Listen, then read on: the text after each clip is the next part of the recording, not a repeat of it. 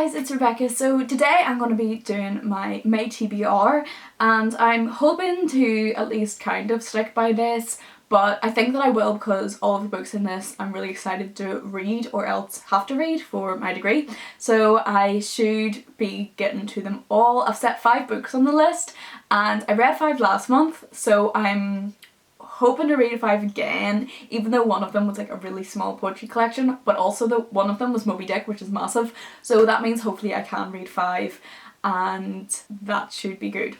Okay, so the first book that I'm going to talk about is one that I'm going to be doing for this book club. Like, it's a quarantine book club for the University of Bristol that one of my friends actually set up, and it's basically just like an online page on Facebook where we read 3 books a month and then we all discuss them. We don't have to read all 3, but we just pick either all 3 or one of them or whatever that we like the sound of, and we do a poll and then blah blah blah. That's how the books get picked. I don't think that I'm going to have time to read all 3 of them, especially because they're all like literary fiction and I'm not really in that kind of mood right now. Like, I'm in like quite a fantasy mood, like that's what I kind of want to read, so I don't think that I'm going to be getting to that. But anyway, so the one that I want to pick to read is The Librarian of Auschwitz. That's by Antonio Iturbe, I think is how you pronounce his name. Like, I'm really sorry if that's not it. But I'm going to read out the synopsis from Goodreads because I'm not actually sure what it's about. So it says, based on the experience of a real-life Auschwitz prisoner, Dita Kraus, this is the incredible story of a girl who risked her life to keep the magic of books alive during the Holocaust. 14-year-old Dita is one of the many imprisoned by the Nazis at Auschwitz. Taken, along with her mother and father, from the Terezin ghetto in Prague, Dita is adjusting to the constant terror that is life in the camp when Jewish leader Freddie Hirsch asks Dita to take charge of the 8 precious volumes that prisoners have managed to sneak past the guards. She agrees,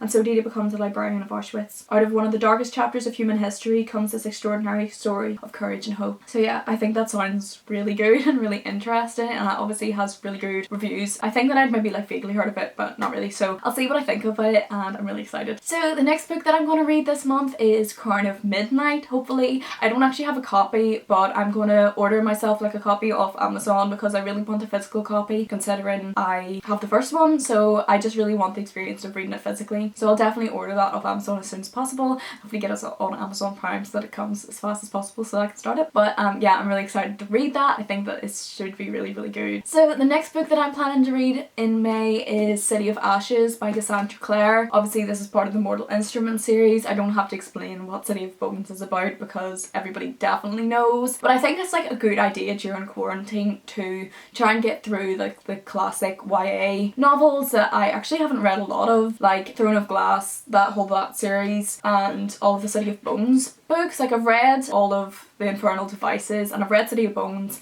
but none of the rest of them, and I've tried to start this twice but just never continued. But I think that now, like quarantine, it's a good goal just to try and finish all of the Mortal Instruments books and get on to like all of the next ones and everything. So hopefully I'll get to City of Ashes this month. I'll actually be reading books that so many people love for the first time, finally. So the next thing that I'm going to talk about is something that I need to read for my degree, and I actually need to do an essay on it right now. I do English at the University of Bristol and I have a module on Chaucer, and yeah, this is the Riverside Chaucer, so this is like the majority of everything Chaucer wrote. I have to read The Wife of Bath and stuff, like they're the ones that are upcoming. I have like online classes for it, so I'm not actually going to go into detail for it, but I just wanted to talk about it because it is definitely going to be like taking up my time having to read stories from the Canterbury Tales and everything like that, and just working on it and analysing it for my essay. It's going to obviously take up a lot of time, but yeah, some of like Chaucer stuff I actually really enjoy. So, and I'm actually really looking forward to Wife of Bath because as far as I know it's funny, so that should be good.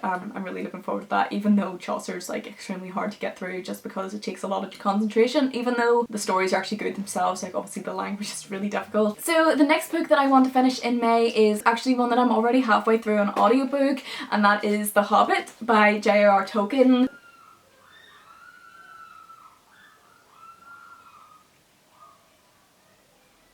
Obviously I'm not going to explain what this is about because everybody knows, and I try to avoid explaining synopses as much as I can because I'm absolutely terrible at it and I ramble and I have to interrupt me saying every 2 minutes whenever I'm editing. So I'm listening to this on audiobook and I'm halfway through and I'm absolutely loving it. Like, if you want something to read on audiobook, definitely choose The Hobbit. Like, it's so good. I've never actually properly read anything on audiobook before. Like, this is my first experience of it and I'm absolutely loving it. Like, I have this beautiful edition which is like illustrated and everything, but it's just like there's something about like the way it's written, and the narrator's really good, and I just get to sit and colour and everything while I'm listening to it, and it's just such a nice experience and just something different, but I'm still getting to read. I love it. Yeah, I absolutely love it. I'm so glad that I finally started an audiobook, and I'm like in on reading audiobooks as well, because obviously I know so many people love it, but I'm really enjoying it, and then hopefully I'll get eventually to read like all the Lord of the Rings and everything, but for now I'm really enjoying reading this. It's actually so good. Okay, so for the last book on my list, I'm just going to choose a random thing out of my TBR jar, like a random book. Just written all the names of the books that I want to read, and basically all the books that are on my shelf that I just never seem to get to, that I've had on my shelf for years, but also has newer books that I have on my shelf. It basically has everything. So I'm just going to pick a random one out, and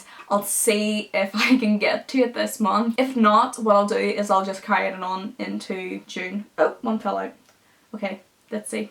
Oh! It's The Ocean at the End of the Lane by Neil Gaiman. So this is The Ocean at the End of the Lane. I got this for Christmas, and I'm actually so excited to read it. Like, I actually have no idea what it's about, and I'm probably actually going to keep it that way because I don't actually like knowing what things are about. It's actually a good, like, it's quite a small book, so it's only like 200-ish pages, so actually hopefully I'll actually get through this and won't have to carry it on until June, which would be amazing. If I get that finished, then I'll probably just read whatever I want. Yeah, I'm so excited. I'm really excited to read this, and I'm really excited to finally read something by Neil Gaiman. So that's all of the books that I'm going to put on my TBR. As I said, if I read all of those, then I'll just pick whatever book I'm in the mood for, to be honest, or maybe something out of my TBR jar. I don't actually know, but that's all of them for today. Hopefully it'll be a good reading month. I really do think it is, because I'm not really doing anything else. That's all for this video. If you did like it, then please give it a thumbs up and subscribe. I would really appreciate it. And please let me know if you've read any of these or whatever, or what you think of them all in the comments, or if you want to read any of them, because I would love to know and have a conversation with you about it. So yeah, that's all for this video, and I'll see you in the next one.